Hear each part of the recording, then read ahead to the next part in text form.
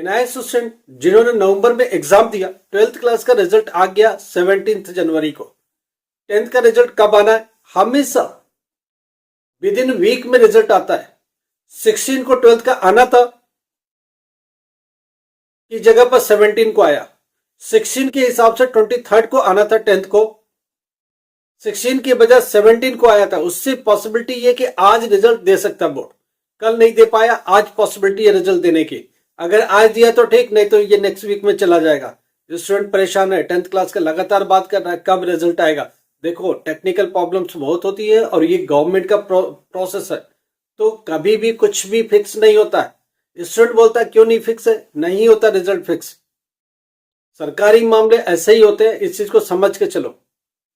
16 को फिक्स किया था 12th क्लास का तो 17 दिया, 23rd फिक्स किया था 10th का, तो भी हमने बोला था कि आज और कल बोला, कल के वीडियो में बोला, कल तो नहीं दिया तो आज पॉसिबिलिटी है।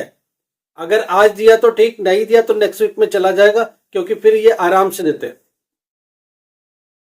एक बात तो तय है कि रिजल्ट रेडी है। 10th क्लास का रिजल्ट पिछले साल से बहुत अच्छा है।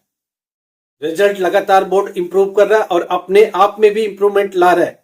स्टूडेंट भी थोड़े सियाने हो गए, थोड़े समझदार हो गए और समझदारी से काम ले रहे हैं। ये एक अच्छी बात है। हम लोग लगातार बोलते हैं कैसे लिखना है, कैसे करना है, कैसे एग्जाम देना, उसका बेनिफिट भी मिल रहा है।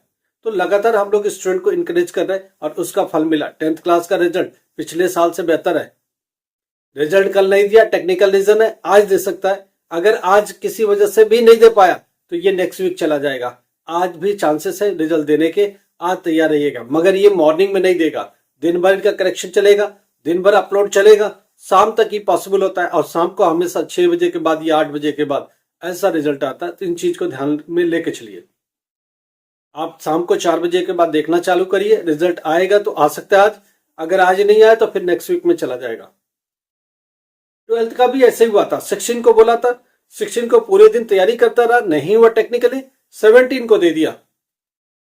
सेम प्रोसीजर कल इन्होंने तैयारी करी, 10th की नहीं दे पाए, आज दे देंगे टेक्निकली, कोई इश्यू नहीं रहा। तो अगर रहा तो आज वाला टल के फिर नेक्स्ट वीक चला जाएगा। इसलिए कभी भी कोई कंफर्म डेट सरकार का नहीं होता है, एक्सपेक्टेड डेट होता है, टेंटेटिव डेट होता है। गवर्नमेंट लिखती है टेंटेटिव, एक्सपेक्टेड, कभी भी कंफर्म डेट नहीं लिखती है।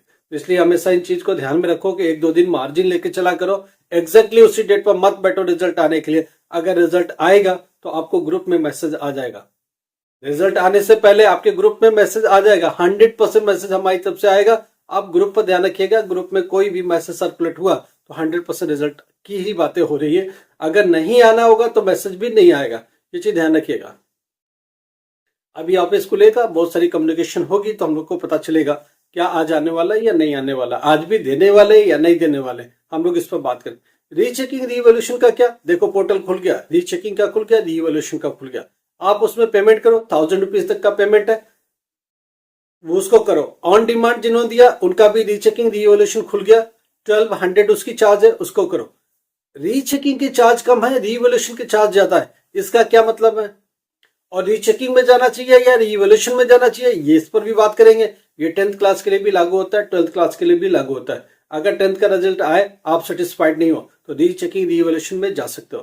12th क्लास का रिजल्ट जो जिसमें आप सेटिस्फाइड नहीं हो तो रीचेकिंग रीवैल्यूएशन में जाओ।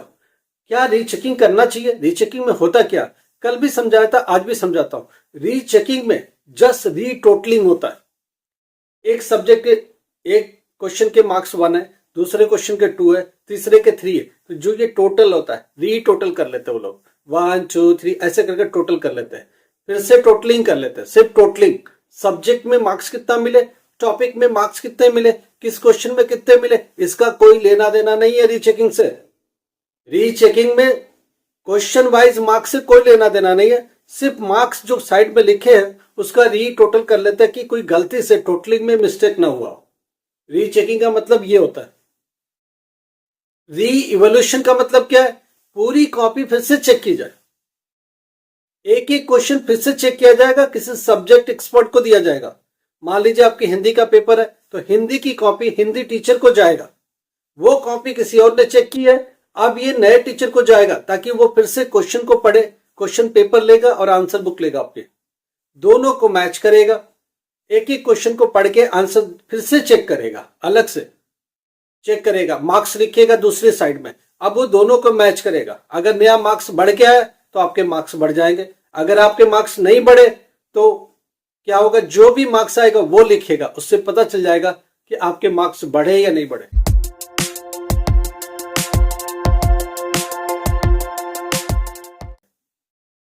तो एक बात तो तय है, रीचेकिंग का कोई फायदा नहीं, हमेशा रीवैल्यूएशन में जाओ। 200 रुपये ज्यादा लगता है मगर उसका फायदा है।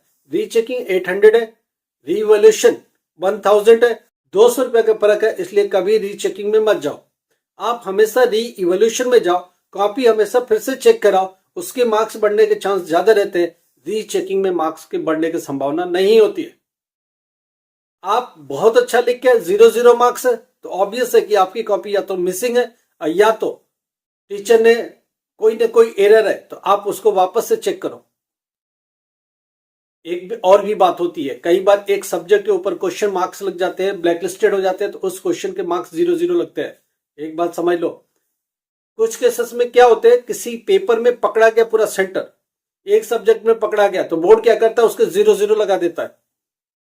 उसके बावजूद देखो आपके पास 6 सब्जेक्ट है, एक स्टूडेंट का हम आपको फीडबैक बता रहे हैं, एक स्टूडेंट एक सब्जेक्ट में फिजिक्स में 0 है, 000 है, बाकी सब्जेक्ट में पास है, उसके पास 6 सब्जेक्ट है, तो 5 सब्जेक्ट में तो पास ही है, एक में एलिगेशन की वजह से 0 है, क्योंकि उस दिन पूरे सेंटर को पैक किया गया, नकल करते पकड़ा गया, उस दिन का एलिगेशन है उस सब्जेक्ट पर, तो उस सब्जेक्ट में तो 0 लगेगा ही। बाकी का अब आप सोचते हो कि गलती हुई बोर्ड से, जी नहीं, वो 000 इसलिए क्योंकि उस सब्जेक्ट में मास कॉपी में पकड़े गए, उस सब्जेक्ट के ऊपर एलिगेशन है तो उसको पूरा ही 0 कर दिया। चूंकि उसके बियॉन्ड आप 5 सब्जेक्ट में पास हो, इसलिए बोर्ड ने आपको पास दे दिया। उस सब्जेक्ट पर एलिगेशन है, उस सब्जेक्ट के जितने भी मार्क्स थे वो हटा के 0 कर दिया। थैंक गॉड कि आप बच गए, आपके ऊपर RW ने इम्पोज किया, आपके ऊपर UFM का केस नहीं इम्पोज किया, क्योंकि उसके बियॉन्ड भी आप पास हो रहे थे, इसलिए पास दे दिया। ऐसे स्टूडेंट जो 0 की वजह से या उसकी वजह से पास नहीं हुए, तो ये मत सोचना कि बोर्ड ने गलती की 0 दिया। आप उस सब्जेक्ट में नकल करते पकड़े गए, या उस सब्जेक्ट में मास नकल में पकड़े गए सेंटर, या सेंटर को ब्लैकलिस्ट किया गया, उसकी वजह से भी 0 लगा। सेटिस्फेक्शन के लिए आप री इवोल्यूशन में जाओ, रीचेकिंग गलती से मत जाओ, मैं यही समझाने की कोशिश कर रहा हूं। आप री इवोल्यूशन में जाओ, री इवोल्यूशन का चार्ज 1000 रुपीज है, रीचेकिंग का चार्ज 800 है। आप री इवोल्यूशन में जाओ, 1000 रुपीज पे करो, अब पूरी कॉपी फिर से चेक कराओ, मार्क्स बढ़ता तो ठीक है, नहीं बढ़ता तो भी ठीक है, आप अपने आप को कम से कम सेटिस्फाइड तो कर पाओगे। यही समझाने की मैं कोशिश कर रहा हूं। 10th क्लास के रिजल्ट को लेकर के देखो, एक बार फिर से क्लियर करता हूं, ये गवर्नमेंट प्रोसेस है, कुछ भी फिक्स नहीं होता है। गवर्नमेंट के लोग काम करते हैं, गवर्नमेंट का काम करने का तरीका आपको बेहतर पता है। 1-2 दिन हमेशा मार्जिन लेके चलो।